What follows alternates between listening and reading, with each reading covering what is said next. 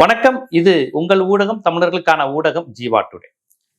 இன்று நம்ம அரசியல் கடந்து இன்றைய விஜய் கட்சியினுடைய அரசியல் சூழல், விஜய் மீது மக்களுக்கு ஏற்பட்டிருக்கக்கூடிய ஒரு பிம்ப மயக்கம், இது குறித்து ரொம்ப ஒரு சீரியஸா பேச வேண்டிய விஷயங்கள் இருக்கு. இது குறித்து உளவியல் நிபுணர்களும் தயவு செய்து கருத்து சொல்லுங்க. ஏன்னா இது நம்ம அடுத்த தலைமுறைக்கான முக்கியமான செய்தியா இருக்கு. நேற்று வழக்கம் போல விஜய் கலந்து கொண்ட நிகழ்வு, அதை பார்த்துட்டு விஜய் அண்ணாவை பார்த்துட்டோன்னு பூரித்து பெண்கள் பேசுற மாதிரியான வீடியோக்கள் ஒவ்வொரு முறையும் வெளியே வரும். கவனிச்சிருக்கீங்களா? நேற்று ஒரு பெண், அந்த பெண்ணுக்கு 18 வயசு ஆயிடுச்சா, அந்த குழந்தை 12ஆம் வகுப்பு 11th மாதிரி படிக்குதா, இல்ல மெச்சூர்டான பிள்ளை தானா, 20 21 ஆயிடுச்சான்லாம் தெரியல. எனக்கு எதுக்கு விஜய்னா விஜய் பிடிக்கும் அப்படிங்கிறதுக்கு அந்த குழந்தைகிட்ட கொள்கை ரீதியான எந்த நியாயங்களும் இல்லை. எந்த விஷயமும் அந்த குழந்தையால பேச முடியல. நாங்க எதனால விஜயை பிடிக்கும், விஜயோட கருத்து, கொள்கை, அல்லது பெண்களுக்கு அவர் செஞ்சிருக்காரு, தலித்துகளுக்கு செஞ்சிருக்காரு, தமிழ்நாட்டுக்காக போராடி இருக்காருன்னு அப்படி எதுவுமே சொல்ல முடியல. ஆனா அப்படி எதுவுமே தேவையில்லை. விஜயை ஏற்றுக்கொள்கிற ஒரு நபருக்கு, விஜயை ரசிக்கின்ற ஒரு பெண்ணுக்கு எதுவுமே எங்களுக்கு தேவையில்லை. இப்ப எம்ஜிஆர் கேட்டா சத்துணவு திட்டம் தந்தாரு, பெண்களை மதிக்க சொன்னாரு, தாய்க்கு மரியாதை தரணும்னு சொன்னாரு, நல்ல நல்ல கருத்துக்களை செஞ்சாரு, 2 முறை எம்எல்ஏவா இருந்தாரு, மது ஒழிக்கணும்னு சொன்னாரு, அதுக்காக போராடினாரு, சீன போராட்டத்துக்காக, இந்திய சீனா எல்லைக்காக நிறைய பணம் தந்து உதவுனாரு, பாக்குறவங்களுக்கு எல்லாம் உதவி செய்வார். இப்படி ஏகப்பட்ட விஷயங்களை எம்ஜிஆரை பத்தி சொல்லி எங்களுக்கு அவரை பிடிக்குங்க அப்படின்னாங்க. அப்புறம் அவர் திமுக கலந்து வெளியேற்றப்பட்டது, அது தனி அரசியல். விஜயை ஏன் பிடிக்கும்னு கேட்டா பெண்களுக்கு காரணமே கிடையாது. விஜயை பிடிக்கும், விஜய் தான் எங்களுக்கு எல்லாம், விஜய் தான் எங்களுக்கு கடவுள் மாதிரி, விஜய் தான். இந்த டோனை நீங்க எல்லாம் கவனிச்சு பாருங்க. கரெக்டா இதை சொல்றவங்க எந்த வயசுனா அந்த கரெக்டா 18, 20, 25 வயசு பொண்ணுங்க ஒவ்வொரு முறை விஜய் வந்துட்டு போன நிகழ்ச்சிக்கு அப்புறம் இப்படி ஒரு 4 பைட் எடுக்கிறாங்க. இது திட்டமிடப்பட்டதா, செயற்கையானதா, இயல்பாவே சொல்றாங்களா? இயல்பாவே சொல்றாங்கன்னா எல்லா பொண்ணுங்களுமா நான் விஜயோட புருஷன் மாதிரி, தேவைப்பட்டா விஜய்க்கு பொண்டாட்டியா இருப்பேன், மதிய வரையும் தங்கச்சியா இருப்பேன், அதுக்கப்புறம் பொண்டாட்டியா இருப்பேன்னு சொல்றாங்க. அதுக்கப்புறம் ஒரு பொண்ணு, பிச்சை கெடுக்கிறவன், செருப்பு தைக்கிறவன் எல்லாம் 10 பொம்பளைய வச்சிருக்கான், எங்க அண்ணன் 4-10 பேரை வச்சுக்குவாரு. இதுவும் தாவேக்கு ஆதரவு ஒரு பெண் சொன்னது. அப்புறமேட்டு நான் தேவைப்பட்டா தங்கச்சியாவும் இருப்போம், இனிமே தேவைப்பட்டா பொண்டாட்டியாவும் இருப்போம். இதுவும் தாவேக்கு ஆதரவா அந்த பெண் சொன்னது. இப்ப அதன் தொடர்ச்சியில இந்த பொண்ணு என்ன சொல்லியிருக்குன்னா, விஜய் தான் என் வீட்டுக்காரரு அப்படின்னு சொல்லிட்டு அந்த பொண்ணு ஓடுது. அப்படியே சொல்லிட்டு போகுது, விஜய் தான் வீட்டுக்காரரு. ஸ்டாலின் ஒரு கெட்ட வார்த்தையை சொல்லி அவர் மயிறு மாதிரி, அந்த வார்த்தை தப்பான வார்த்தை. அது எதுக்கு ஸ்டாலினை திட்டுது அப்படிங்கிறதுக்கும் அந்த பொண்ணுக்கு காரணம் கிடையாது. அதெல்லாம் கவனிச்சு பாருங்க. இப்ப திமுக, ஸ்டாலின், அதிமுக, காங்கிரஸ், பிஜேபி எல்லாம் விமர்சனம் பண்றாங்க. நம்ம எல்லாருமே விமர்சனம், பாராட்டு எல்லாமே இருக்கு. யாரையும் விமர்சனத்துக்கு அப்பாற்பட்டவர்களோ கிடையாது. பாராட்டுனா பாராட்டுங்க, விமர்சனம். அது எவ்வளவு ஒரு மோசமான கெட்ட வார்த்தையா அந்த பொண்ணு, அந்த சின்ன பொண்ணு. அதுக்கு ஸ்டாலின்னா யாரு, திமுக, திராவிடம், சமூக நீதி, அல்லது ஊழல், போதை பொருள் கான்செப்ட், சமூக நீதி, மறுவரையறை, தொகுதி மறுவரையறை, டெல்லி, இந்த அரசியல் குறித்து எந்த இதுவும் தெரியாது. சமூக நலத்திட்டம்னா என்ன, இடஒதுக்கீடுனா என்ன, ஸ்காலர்ஷிப்னா என்ன, பெண்கள் படிக்கிறதுக்கு என்னென்ன ஸ்கீம்ஸ் இருக்கு, இதை கொண்டு வந்த கட்சிகள் எது, யார் இதையெல்லாம் செஞ்சா, பழங்குடியினர் படிப்பதற்கும், தலித்துகள் படிப்பதற்கும், பெண்கள் படிப்பதற்கும் இந்த திராவிட கட்சிகள் என்ன கொண்டு வந்திருக்கிறாங்க, இந்த பெண்ணோட அம்மா அப்பா யாரு, இது எதுவுமே நமக்கு தெரியாது. அந்த பொண்ணுக்கும் அந்த வரலாறு எதுவுமே தெரியாது. விஜய் பிடிக்கும், விஜய் தான் என் புருஷன், விஜய் தான் எனக்கு, விஜய் பார்த்தா போதும் அப்படின்ட்டு அது ஒரு செட்டப் சொல்லிட்டு அடுத்த நிமிஷம் ஸ்டாலினை கிளின்னு கிழிக்குது. அவனா இவனா உரிமையில அசிங்கமா கெட்ட வார்த்தையில ஸ்டாலினை திட்டுது. எங்களுக்கு விஜய் தான் எங்க வீட்டுக்காரர் மாரி. அதுதான் முக ஸ்டாலின் பிடிக்காது. மயிர்னா அவர் என்ன பண்ணாரு, பெண்களுக்கு என்ன பண்ணாரு அவரு? என்ன அப்படி ஸ்டாலின் மண்ணலி போட்டு நேரடியா பாதிக்கப்பட்டது பேசுதுன்னு எனக்கு தெரியல. இந்த பொண்ணு ஒன்னும் ஒரு அதிமுக கார பொண்ணோ அப்படி ஒன்னும் பாரம்பரியமா ஸ்டாலின் எதிர்ப்பு அதுவும் கிடையாது. அந்த பொண்ணு ரெண்டுமே ஒரு நரேட்டிவ் செட் பண்றதுக்கு அப்படி சொல்லிட்டு போயிட்டே இருக்கு. நான் விஜய் தான் என் புருஷன், விஜய் தான் என் புருஷன், இப்படி பொது வழியில சொல்றதுக்கு அந்த பிள்ளைக்கு அசிங்கமோ அவமானமோ இல்லை. அப்ப யார் இந்த பெண்கள்? தயவு செய்து தமிழ்நாட்டில் இவங்களா எங்க இருந்தாங்க? ஒரு பெண் ஒரு ஆணை நேசிப்பதை தவறுன்னு சொல்றவங்க கிடையாது. அந்த உரிமை ஒரு பெண்ணுக்கும் உண்டு, ஒரு ஆணுக்கும் உண்டு. ஆனால் ஒரு முதலமைச்சரை எப்போதுமே தங்களுக்கான போக பொருளா சித்தரிப்பது முதலமைச்சரை அவமானப்படுத்துறதுக்கான விஷயம். முதலமைச்சர் அழகா இருக்காரு. இப்ப எம்ஜிஆர் முதலமைச்சர் ஆகும்போது இப்படிப்பட்ட விஷயங்கள்லாம் நடக்கல. அவர் நடிகரா இருக்கும்போது அழகா இருக்காரு அப்படிங்கிறது எம்ஜிஆருக்கும் உண்டு, சிவாஜிக்கும் உண்டு, ஜெமினி கணேசனுக்குமே காதல் மன்னன் பட்டம் உண்டு. அது நடிகரா இருக்கும்போது பெண்கள் ஒரு எதிர்பாலின நடிகரை விரும்புவதுங்கிறது சாதாரணம். சிம்ரன் மீது பசங்களுக்கு ஈர்ப்பு இருந்தது, சமந்தா, கீர்த்தி சுரேஷ், இதெல்லாம் ரொம்ப இயல்பா விரும்புறது. இப்ப புதுசா ஒரு நடிகை வந்திருக்க பிரீத்தி முருகன், இது இயல்பு. அதே மாதிரி பொண்ணுங்களுக்கு விஜய், அஜித், சூர்யா ஹேண்ட்ஸமா இருக்க, தனுஷ் ரொம்ப பிடிக்கும் எனக்கு, சிம்பு, இது இயல்பு. ஆனா இத வந்து ஏன் திட்டமிட்டு பொண்ணுங்க ஆபாசமான டோன்ல ரொம்ப வெட்ட வெளியில சொல்றாங்க. பிடிக்கும்னு சொல்லுவாங்க, லவ்னு சொல்லுவாங்க, லைக் பண்றீங்குவாங்க, ஐ மிஸ் யூ இந்த மாதிரி வார்த்தைகள் பயன்படுத்துறது. புருஷன் அவன் தான், ரெகுலரா என் புருஷன் அவன் தான், மதிய வரையும் அண்ணனா இருப்பேன், நைட்டு வரையும் புருஷ பொண்டாட்டியா அவருக்கு நான் இருப்பேன். இந்த மாதிரியான உரையாடல்கள் எங்கேயுமே வந்தது இல்லை. ஆனால் விஜய் எந்த மீட்டிங் வந்துட்டு போனாலுமே, விஜய் எந்த மீட்டிங்க்கு வந்துட்டு போனாலுமே இப்படி ஒரு பொண்ணு பேசுறத நீங்க பார்க்கலாம். எந்த மீட்டிங் நல்லா கவனிச்சு பாருங்க, பெரம்பூரோ கொளத்தூரோ திருச்சி கிழக்கும் ஒரு 35 வயது 40 வயது பெண்மணியா இருந்தா என்ன தெரியுமா சொல்றாங்க, எனக்கு விஜய் தாங்க முக்கியம், விஜய் தாங்க முக்கியம் அப்படின்னு அழுகுறாங்க. எதுக்கு அழுகுறதுக்கு இதுல என்ன இருக்கு? அவரு பார்த்துட்டு அப்ப இந்த இடத்துல 35 வயது 40 வயது நிரம்பிய பெண்கள் விஷம் கொடுத்து என் புருஷனை கொண்டுருவேன், விஷம் கொடுத்து என் மாமனாரை கொண்டுருவேன், விஷம் கொடுத்து என் குழந்தைய கொண்டுருவேன், விஜய் ஜெயிக்காட்டி விஷம் கொடுத்து என் குழந்தைய கொண்டுருவேன். இது வந்து என்ன மாதிரியான, அதாவது ஒரு அப்படியே ஒரு பரவச நிலையில வச்சிருக்கிறது. ஒண்ணு பெண்களுக்கு விஜய் கடவுள், இல்லைன்னா காதலன், அவரை ஒரு போக பொருளா பாக்குறது. இது இரண்டுமே திட்டமிட்டு இந்த பிம்பங்கள் வந்து நிலைநிறுத்தப்படுது சொசைட்டில திருப்பி திருப்பி. ஒரு 16 17 வயசு 18 வயசு ஆயிடுச்சுன்னா விஜய தானே புருஷனா நினைக்கணும், விஜய தானே நமக்கு எல்லாம் அப்படின்னு அப்படி எல்லா பொண்ணுங்களும் அப்படி நினைக்கல. ஆனா அப்படி நினைக்கிறதுக்காகவே சில பெண்கள் இப்படி பேசிக்கிட்டே இருக்கிறாங்க. நல்லா கவனிச்சு பாருங்க ஒரு வீடியோ. அஜித்துக்கு இல்லாத பெண்கள் மாசா, ரஜினிக்கு இல்லாத பெண்கள் ரசிகா, கமலஹாசனுக்கு இல்லாத பெண்கள் ரசிகா, பிரசாந்துக்கு என்ன மாதிரி ரசிகைகள் இருந்தாங்க? எல்லா நடிகருக்குமே பெண் ரசிகைகள் இருந்தாங்கங்க. ஆனா விஜய்க்கு ஒரு முதலமைச்சர் அரசியலாக்கும் போது இதையெல்லாம் இவங்க இப்படி கொண்டு வரது நோக்கம் என்ன? முதல்ல ஒரு லேடி வந்தாங்கல்ல, நான் பழைய வீடியோ அந்த வீடியோலயே நான் கேட்டிருந்தேன். ஒரு விஜய் ஸ்டாலின் திருப்பி ஆட்சிக்கு வந்தா என் பொண்ணு குழந்தைய விச வச்சு கொண்டுருவேன், என் புருஷனை கொண்டுருவேன், மாமியாரை கொண்டுருவேன், மாமனாரை கொண்டுருவேன். எதுக்கு அவங்களை கொலை செய்யணும்?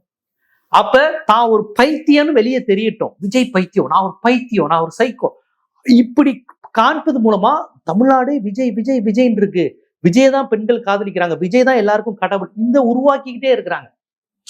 புரியுதுங்களா? இது இயல்பாகவே இருந்ததுன்னா தமிழ்நாடு மிகப்பெரிய மனநோயாளிகள்கிட்ட மாத்திக்கிட்டு இருக்குன்னு அர்த்தம். ஒரு கட்சி சார்ந்து விஜய் ஆதரிப்பது தப்பு இல்லை. எடப்பாடி ஆதரிக்கலாம், ஸ்டாலின் ஆரம்பிக்கலாம், நீங்க நாளைக்கு அண்ணாமலை ஆதரிங்க, அஜித், தனுஷ், யார வேணாலும் ஆதரிங்க, கோட்பாடு சார்ந்து ஆதரிங்க, இல்ல ரசிக மயக்கத்துல கூட ஆதரிங்க. ஆனா ஆபாசமா பொது வழியில பெண்கள், ஒரு லேடி சொல்லுது என் மார்பு அறுத்து தருவேன் அப்படிங்கிறாங்க. எனக்கு அப்படியே கொடூரமா இதெல்லாம் உருவாக்கப்படும். இயல்பாகவே பேசுறாங்களா நெரட்டிவா? ஏன்னு கேட்டீங்கன்னா கரெக்டா விஜய் வந்துட்டு போனா இப்படி ஒரு 2 3 லேடிஸ் வந்து பேசிடுறாங்க, நான் என் மார்பு அறுத்து தருவேன், நினைச்சா தங்கச்சி நினைச்சா பொண்டாட்டியா இருக்கிறோம், நான் வந்து புருஷன் அவர் தான், புருஷன் அவர் தானா என்ன அர்த்தம் அதுக்கு? இப்படியே வந்து சொல்வது வந்து எப்படி ஏற்புடையதா இருக்கும்? இதை எப்படி ஒரு நாகரிக சமூகம் இதை ஏத்துக்கிட்டு இதை நார்மலைஸ் பண்றாங்க பாருங்க. இப்படி ஒவ்வொரு லேடியும் ஒவ்வொரு முறையும் வந்தப்ப எல்லாரும் கிண்டல் பண்ணாங்க, கேலி பண்ணாங்க, அப்புறம் ஆபாசமா பேசுறாங்கன்னாங்க, அதுக்கப்புறம் அதை நார்மலைஸ் பண்றாங்க. ஒரு ஆணும் பெண்ணும் விரும்புவது இயல்பு, இது திணிக்கப்படுது. இதை ஒரு முதலமைச்சர் கண்டிக்கணும். ஏன்னா எப்ப பார்த்தாலும் என்னைய வந்து புருஷனா நினைக்கிறேன், என்னைய ஒரு, ஏன்னா அவர் வந்து ஒரு மரியாதைக்குரிய இடத்துல இருக்கிறாங்க, மாண்புமிகு முதலமைச்சர் விஜய். ஆனா இவங்க திருப்பி திருப்பி அவரை நான் புருஷனா நினைக்கிறேன், அவர் வந்து நேத்து வரையும் தங்கச்சியா இருந்தா நாளிலிருந்து பொண்டாட்டி இருப்போம், இப்படி பேசுவதை எப்படி அவர் ரசிக்கிறாரு? இது நாட்டின் பொது ஒழுங்கு சம்மந்தப்பட்டது, பொது ஒழுக்கம் சம்மந்தப்பட்டது இல்லையா? இது ஏதோ ஒரு தடவை நடந்துச்சுன்னா கிண்டல் பண்ணிட்டு போயிடுவாங்க. இது ஒவ்வொரு முறை விஜய் வந்தாலும் அந்த கிரௌடு வந்து அவரை பார்த்துட்டு இப்படி ஒரு ஆபாசமா ஒரு விஷயத்தை பதிவு செஞ்சுட்டே இருக்கிறாங்க. 35 40 வயசு லேடியா இருந்தா என் பிள்ளைய அவருக்காக கொண்டுருவேன், ஐயோ அவரை பார்த்துட்டேன்னு அழுகுறாங்க. இதெல்லாம் துணை நடிகைகள் செட்டப்பா அப்படிங்கிற சந்தேகமும் வருது. இதை வந்து தயவு செய்து தமிழ்நாடு அரசு, காவல்துறையெல்லாம் நீங்க உங்களை தண்டிக்கணும்னு கிடையாது, என்ன ஏதுன்னு தயவு செய்து விசாரிங்க, என்ன பிரச்சனைன்னு விசாரிங்க சார். இது ஒரு அடுத்த தலைமுறை சார்ந்த விஷயம், அடுத்த தமிழ்நாடு சார்ந்த விஷயம். புரியுதுங்களா? இது நீங்க பண்ண முடியாது. ஏன்னா இந்த கவர்மெண்ட் வந்ததுல இருந்து பாருங்க, குழந்தைகள், மாணவர்கள், இளைஞர்கள் இவங்க தான் டார்கெட். 10 வயசு குழந்தை வந்து டார்கெட் பண்றாங்க. 8 வயசு 10 வயசு குழந்தைங்க வந்து 2 இல்ல 1 பார்த்தலாம் நம்பா அப்படின்னு விஜயோட பாட்டை வந்து கடவுள் வாழ்த்து மாதிரி பாடி அந்த வீடியோ வைரல் ஆச்சு. அதுக்கப்புறம் நாங்க அதெல்லாம் கண்டிக்கிறோங்கிற மாதிரி இவங்க சொன்னாங்க.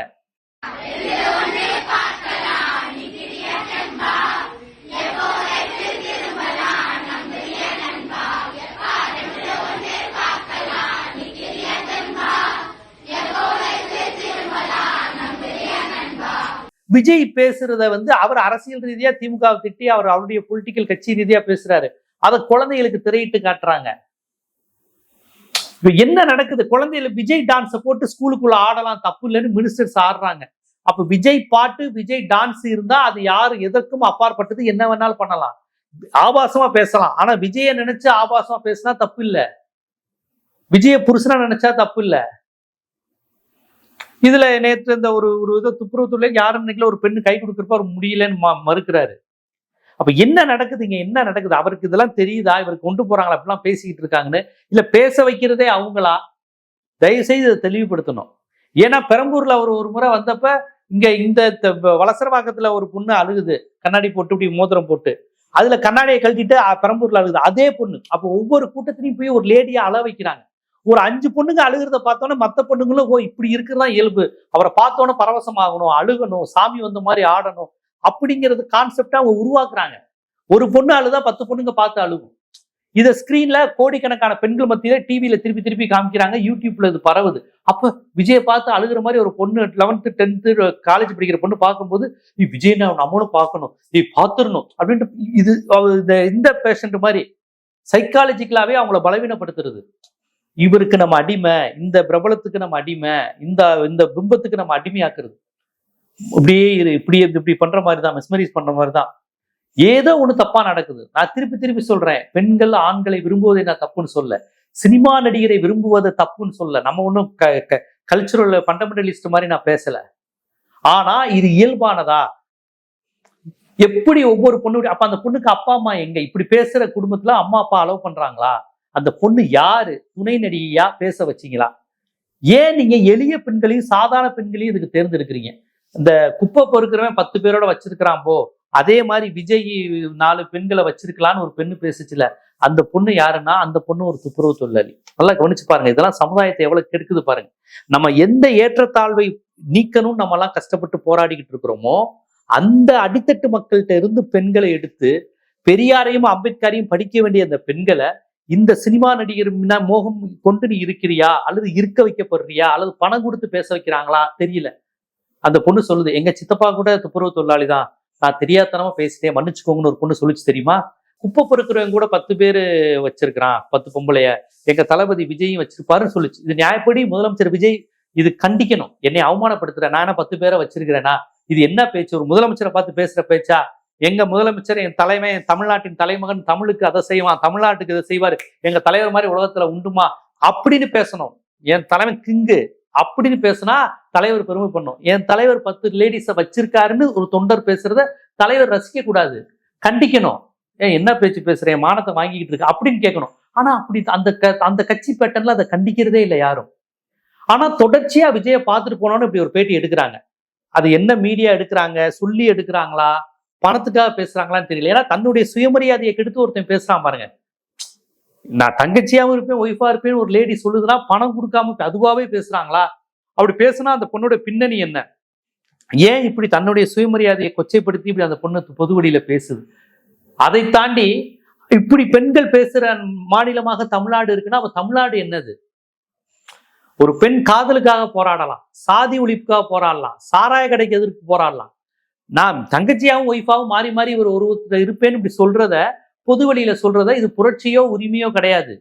இது ஏதோ ஒரு பெரிய பிம்ப மயக்கத்துக்கு பெண்கள் அடிமையாக்குறாங்க. அதுவும் ஒடுக்கப்பட்ட ஏழை பெண்கள், அவங்களாம் பின்னணி பாருங்க. சாதாரண துப்புரவு தொழிலாளி இந்த மாதிரி பெண்களையா எடுத்து எடுத்து ஆபாசமா பேச வைக்கிறாங்க.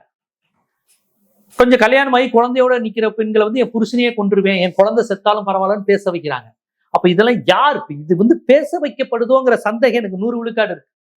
துணை நடிகைகளை வச்சு அள வைக்கிறது, துணை நடிகளை வச்சு என் புருஷன் மாமியாரை கொலை பண்ணிட்டு என் விஜய்க்காக இருப்பேங்கிறது, என் குழந்தை செத்து கொன்னுருவேன், ஸ்டாலின் செத்தா என் குழந்தைய கொன்னுருவேங்கிறது. அப்ப நீங்க சொசைட்டிக்கு என்ன கன்வே பண்ண விரும்புறீங்க? ஒழுக்கம், ஒழுங்கு, தரம், தன்மை இதெல்லாம் தேவையில்லை. சினிமா மயக்கம், பிம்ப மயக்கம் மட்டும் போதும். அது இருந்தா மட்டும்தான் நம்ம தொடர்ந்து சர்வைவல் ஆகும்னு நினைக்கிறீங்களா?